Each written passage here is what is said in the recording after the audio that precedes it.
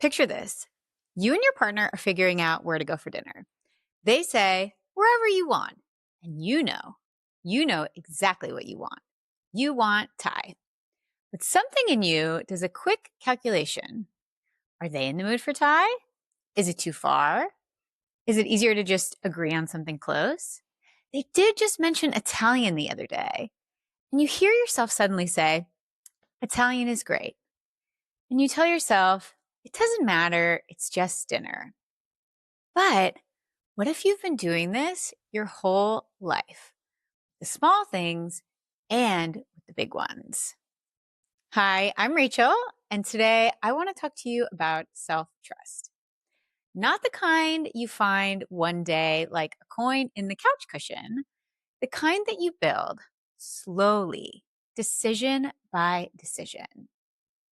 And it starts embarrassingly small. I used to think that self-trust was just something inherent in me, something that was just there. Like, of course I can trust myself. It's just me here after all.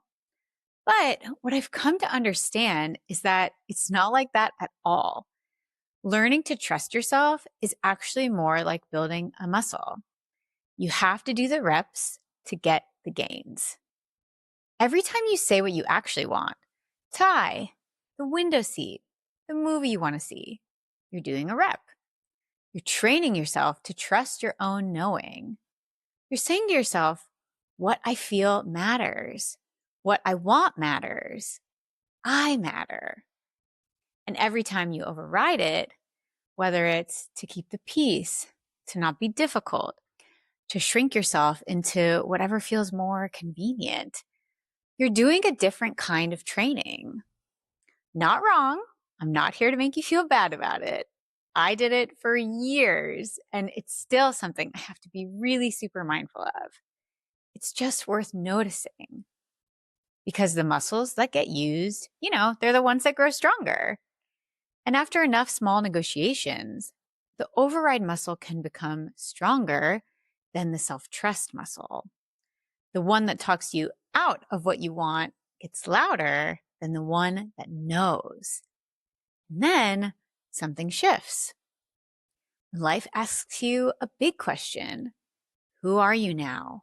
What do you want? What's next? You reach for the answer and you find silence. Not because it's not there, but because you've gotten really good at not listening to her. So if this is where you find yourself, what does it mean? What do you do from here? Well, it means it's time to stop negotiating with yourself. I know that sounds simple and maybe even a little stern, but I mean it with so much love. Because where are you talking yourself out of things right now? Small things, medium things, the things that have been sitting in you for maybe even years. What I want you to hear is this. Your desire is not indulgence. It's not selfishness. It's not fantasy. And it's not random. It is information. So let your desire be the information. Let it move you in the small ways and in the big ways too. Trust what you feel. Honoring your wants aligns you with your true self. And every time you do that, something in you expands. Your desire is meant for you. It's for you and only you. The question isn't whether you can trust it, it's whether you're willing to listen to it. I want to tell you a story about what happens when you do. So I had an idea for a workshop 3 years ago. I knew I wanted to shift into teaching, into writing and sharing and guiding women back to themselves. The idea was clear.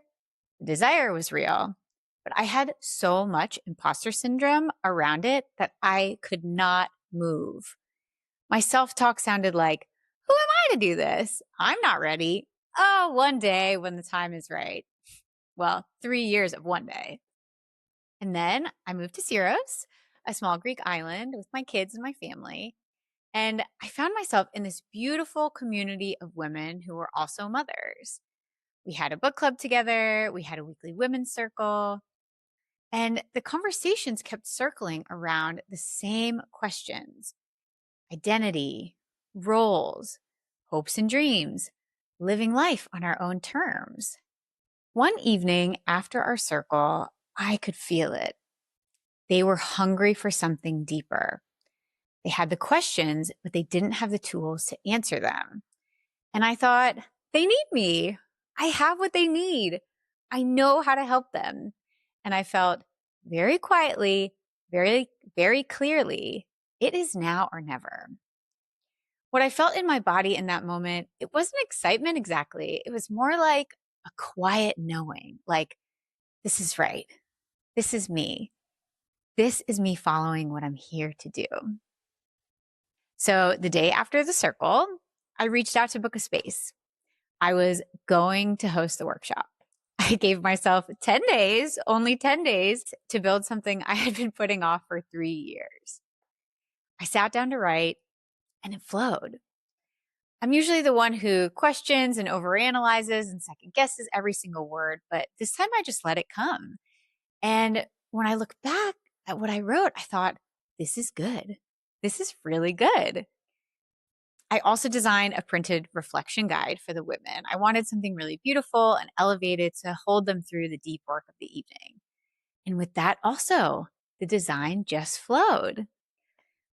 My next step was going door to door to find a printer because remember, I was in Greece and I was pointed towards a man named George who had a professional print shop on the island, which was amazing. So I went and talked to George. His English wasn't great and my Greek was terrible, but he understood my vision immediately. He was so passionate about getting it right. Like even the paper that he sourced for me, his eyes completely lit up when I touched it for the first time and I told him, this is perfect. So between the design, the paper, the print sample, the final run, the guides were done in 4 days. Something bigger than me was at work. I could feel it. Maybe you can too.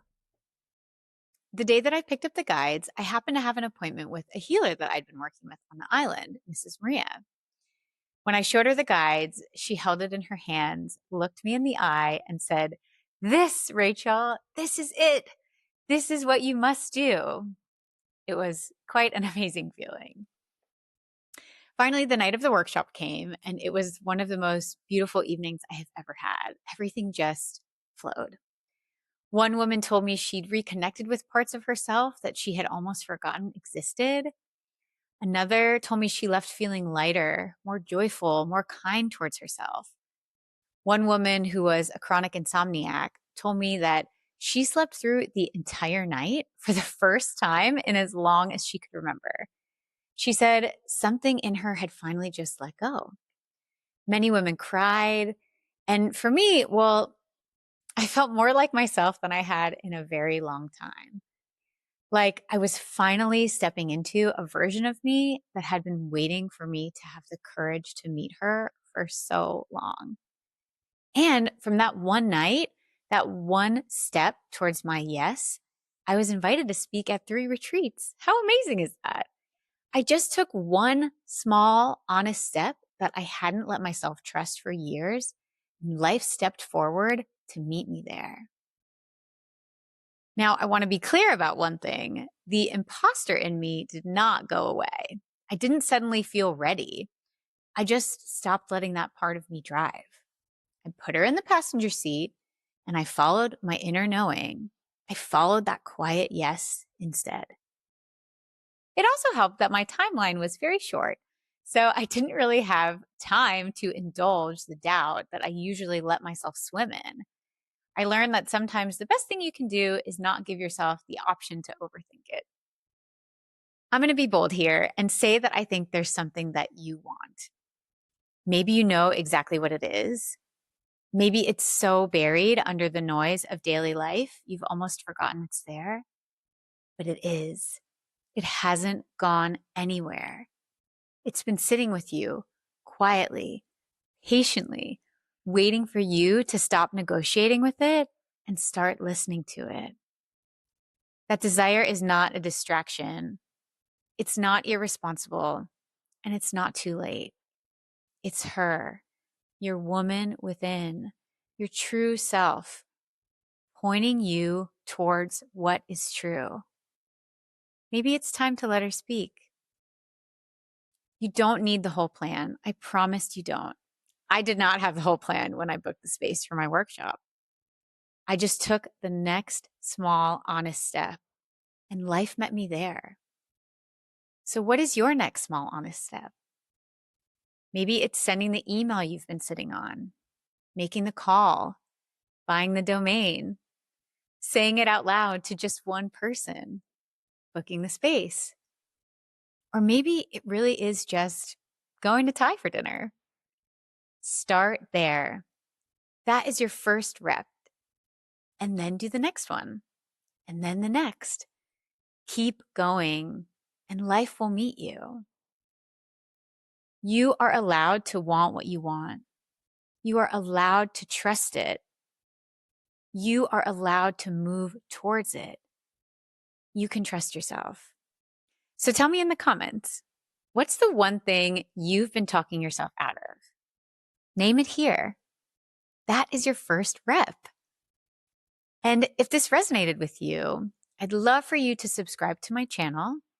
I'm here every week sharing what I've learned, walking this path right alongside of you. And I'd love for you to join me. Until next time, be good to yourself.